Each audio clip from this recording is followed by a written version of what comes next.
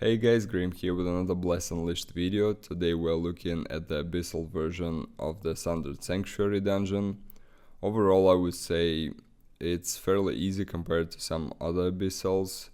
The first two bosses are very easy, and the last boss can be challenging, but when you get used to the flow of the fight, it's actually not that hard either. So the first boss is it's almost the same as its normal version, other than the fact that everything hits hard, and some of the abilities, they have additional effects, like this bomb throw, for example. If you get hit by that, you will leave like a burning trail in that sector of the room and will stay there for quite some time. So try to avoid that. Pretty much all his abilities do a lot of damage. Spears will probably one-shot you, well, depending on your defense and your health, obviously, but still. His melee attack is very strong. Just everything, he's like a truck, basically. And on top of that, his melee attack will leave a poison dot, his bombs will leave a burning dot, so yeah, just try to avoid that. Every 25% of his HP, he will go into Transitionary Phase, same as in normal mode, and that's basically your DPS check.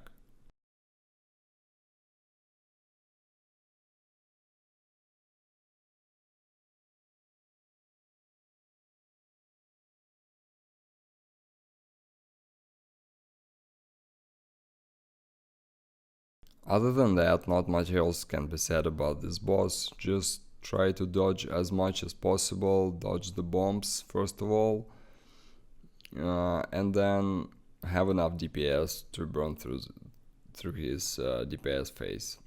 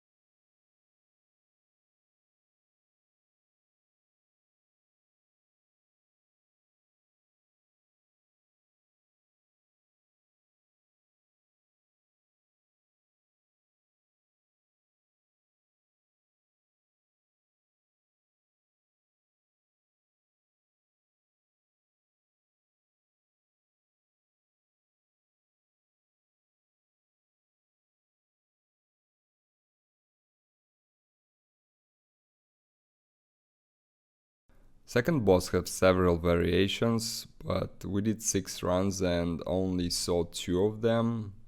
We haven't seen the third one. I don't know if it's there or maybe it's not present in the Abyssal.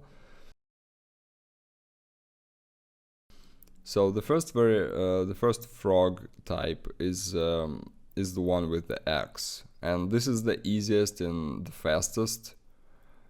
Because it basically, what it does, it just throws from time to time it will throw the axe up into the air, and it will drop like on everybody, so just dodge that constantly.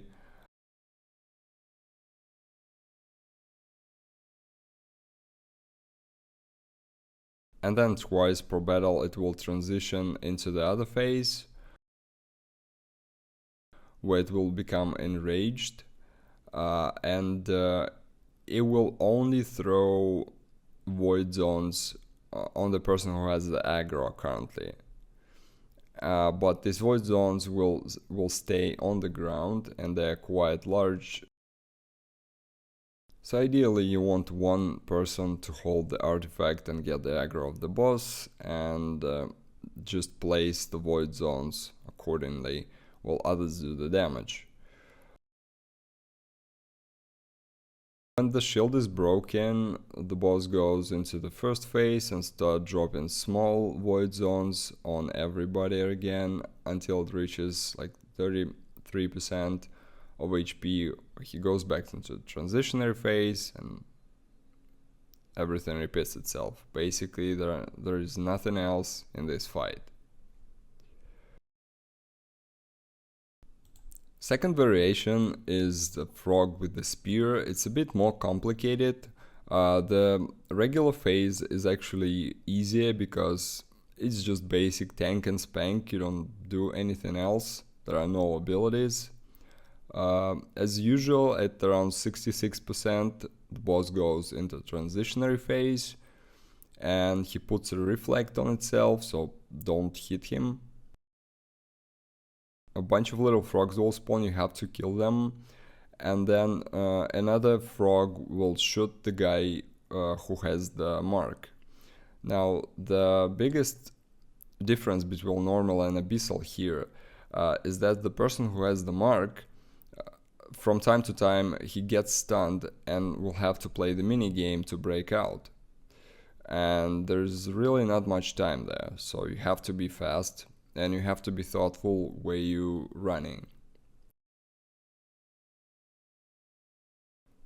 Also, some frogs will explode.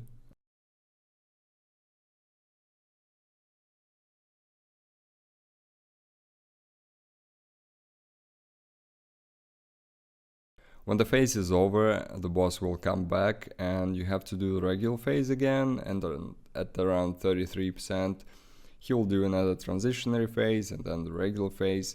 Same as with the other frogs, they all do the same thing but have different phases.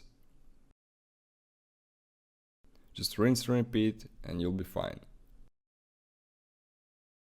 Last boss, similar to the first two bosses, hits very hard compared to its normal version.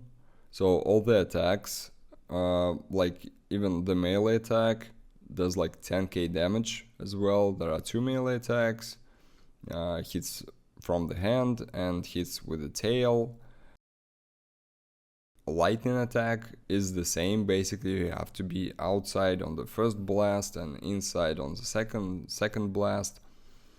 The key difference here is that from time to time the frogs on the ground, they will get activated by the boss and they will start spinning, and when they spin they will spawn these little spheres that goes in all the directions.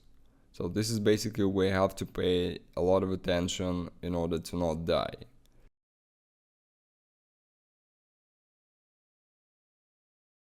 As for transitionary phases, they are the same at around 80% and then at around 35%. So it's exactly the same. It's a DPS check and you have to break it, or otherwise it's basically a wipe.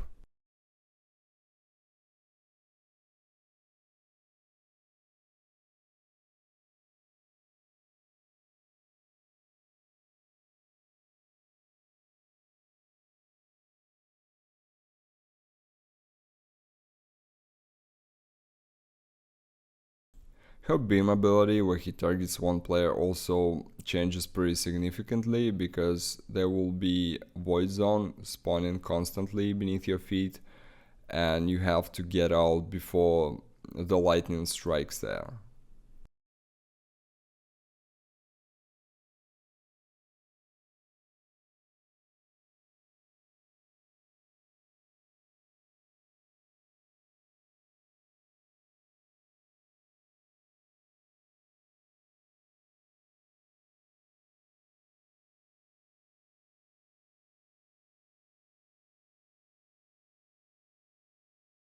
Sometimes her abilities can overlap the phase, like here she activated the frogs and went into transitionary phase. So frogs started spinning and throwing the spheres and actually pushed some of us into the flood. Fortunately, we already did enough damage on her, so we were able to carry on with the fight after resurrecting.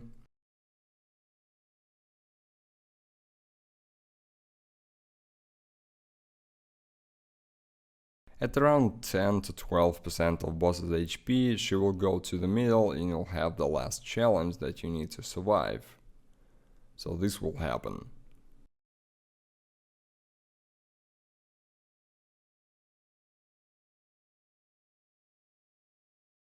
There are some ways you can avoid that. I don't know if there's like a magic spot where you can find and not get hit, but in general, in theory, you can dodge it by dodge rolling at the exact time. However, it's pretty hard to do, so we took a different approach. The strategy is to keep your big burst abilities, get her down to 13-14%, and then wait for the sequence of abilities where he pushes back. And right after that, she does the beam on one of the players. And once she's casting that, you'll have enough time to bring her down from 13% to 0. Anyways, that was our approach. If you have a different strategy for this ability, please let me know down in the comments. But that's it for this video. Thank you for watching. See you next time.